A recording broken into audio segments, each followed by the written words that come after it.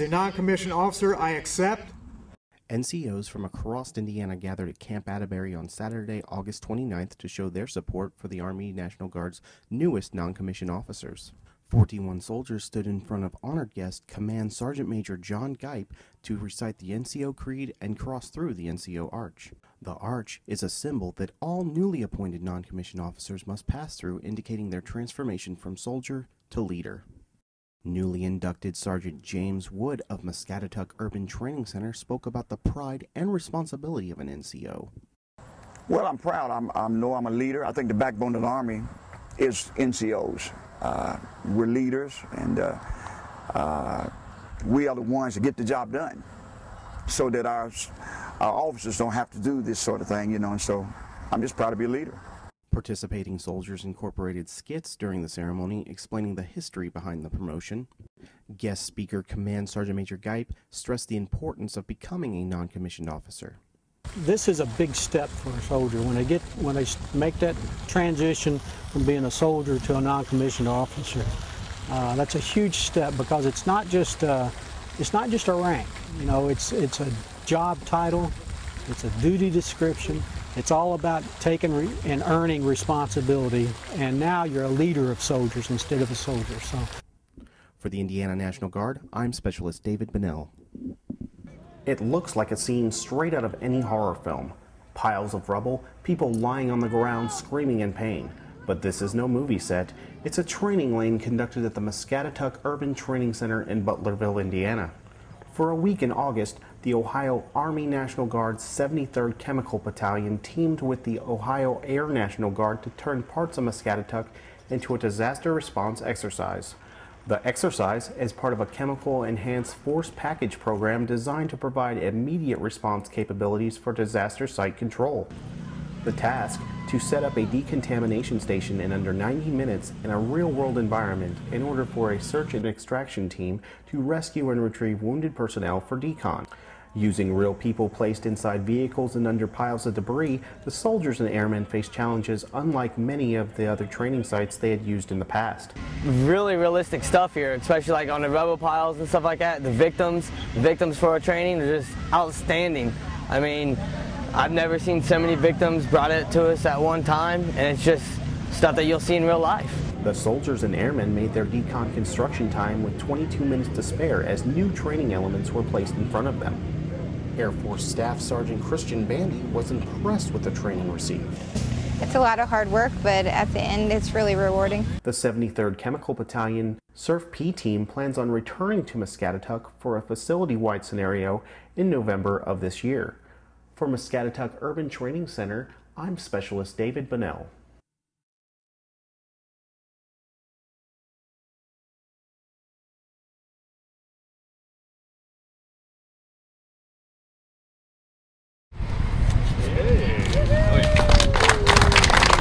The new Citizens National Bank branch opens in Terre Haute. I am extremely excited. It's been about a 2-year process to get everything located, get all the permissions. The CEO will tell you how the bank offers many unique features, including a green-built building. Most of the items inside are made with either recycled or environmentally friendly material, from the carpet to the drywall to the paint. Sensors can tell if a room is empty and will automatically shut off lights. Other sensors tell how many people are in the bank and will adjust the heat and air. A shower is provided for employees who want to walk, run, or bike to work, and there's water-conserving toilets. Outside, the roof collects rain that's stored and later used to water the landscape. The bank's designer and the contractor say building green means more upfront research, but it's not harder than building a regular building. It takes some time as planning to get all these aspects in, but once the construction starts, it goes pretty smoothly. Hopefully, more people in the area can go green, can build green. Again, it's a little homework up front, a little more cost, but it's the only way to do new projects. While the bank's CEO did not have figures on how much more it costs to build green, he says it is worth the money. It's just the right thing for us to do. With videographers Cody Bernard and David Bunnell, Dana Winklepleck, WTWO.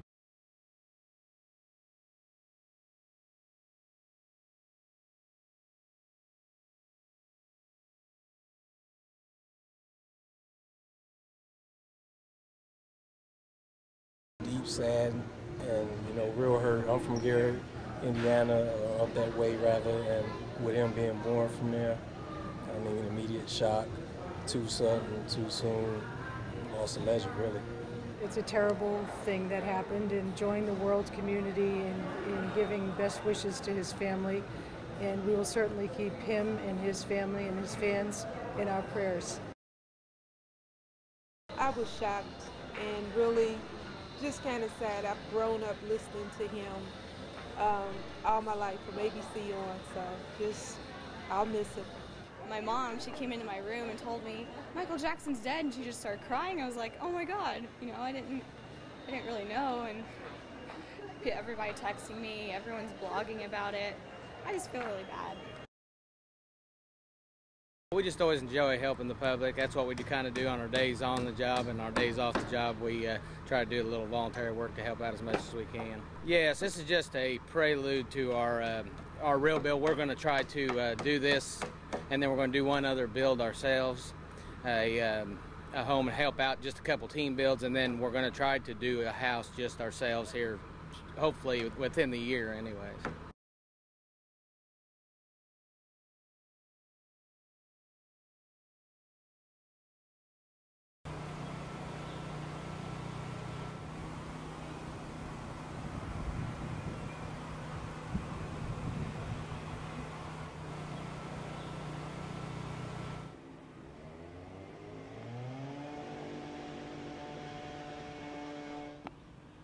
See logos, so you can theoretically use it.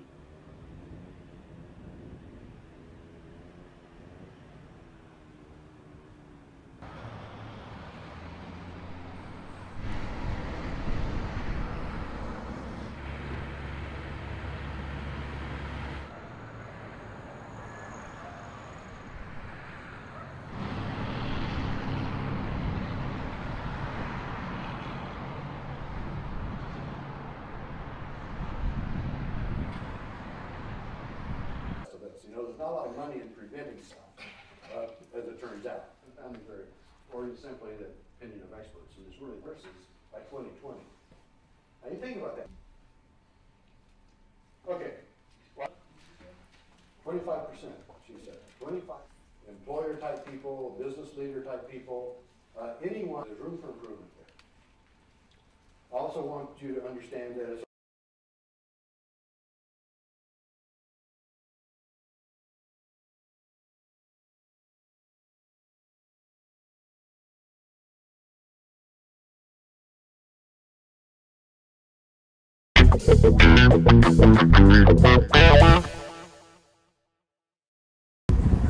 Even the buildings here at Muscatatuck were set up with training in mind.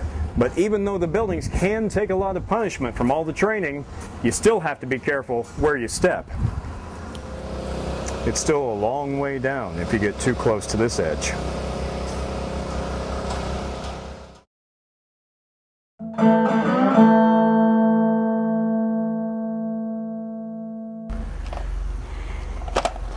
Hey, Sergeant.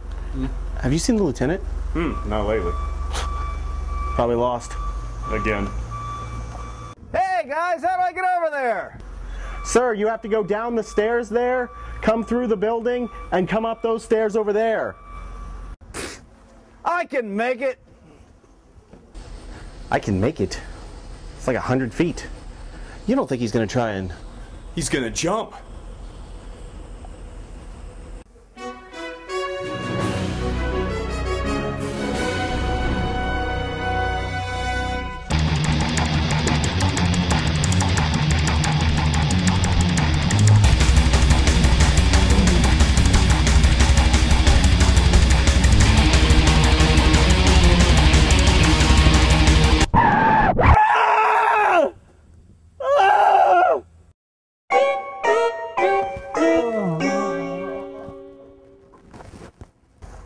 Ooh, wow, the lieutenant's not looking too good this time.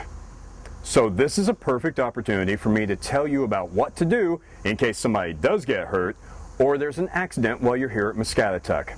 Now take this number down because this is very important. If you're here and you only have a cell phone, dial 812-458-8780. in order to reach range control. Now if you're near a Muscatatuck phone, simply dial 0. Now if you have a Muscatatuck issued radio, make sure it's on channel 1 and call range control. Yeah, range control, it's the lieutenant again. It's pretty bad this time.